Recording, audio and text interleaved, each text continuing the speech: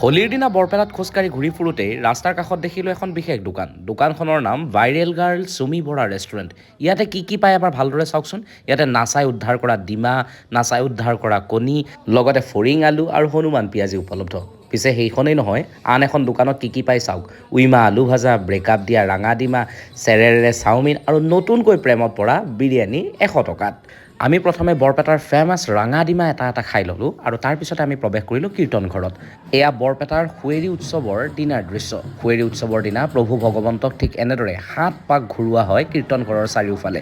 4 দিন ধৰি উৎসৱমুখৰ পৰিৱেশৰ সৃষ্টি হয় বৰপেটাত। বৰপেটাৰ প্ৰাণৰ উৎসৱেই হোলী।